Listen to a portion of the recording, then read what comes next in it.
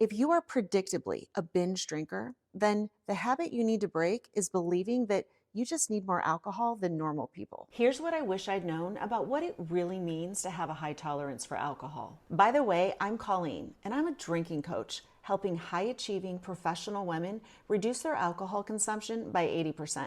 There's a link in my bio if you want a free consultation. So, having a high tolerance for alcohol is not actually a sign of genetic superiority or stellar liver functioning or a hollow leg. It just means that you have trained your brain to compensate for the depressive effects of alcohol so you don't get so relaxed you forget to breathe. That's why you're still able to walk and talk like a rock star when all the one drink wonders have gone home and gone to bed. Tolerance is actually a sign that your baseline levels of dopamine are below normal, which is why you think you crave alcohol, but you don't really need a drink. You need dopamine. Think of the dopamine levels in your brain like water levels in your bathtub. If you start making really big waves when you're in the tub, some of the water is going to spill out. The more often you do that, the less water you have in your tub. Alcohol makes big waves in your dopamine. It spikes your dopamine levels up to 10 times higher than normal everyday activities. The more you use alcohol to boost your dopamine, the more spills out of the tub, so to speak,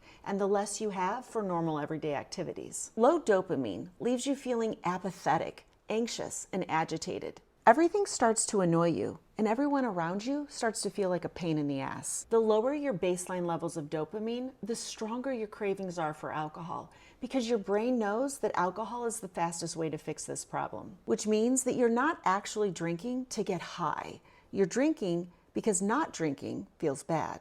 Now, reducing your alcohol consumption will recalibrate your dopamine and reset your tolerance. But it's also more complicated than that, because dopamine is also tied to the story you're telling yourself. And as long as you think that more drinking will make you feel better, resisting the urge will be a problem. The solution is to relearn how to enjoy yourself doing other activities. Cooking, sitting out on the patio, hanging out with friends. And I want to be clear that this is not a black and white issue. You don't have to stop drinking altogether.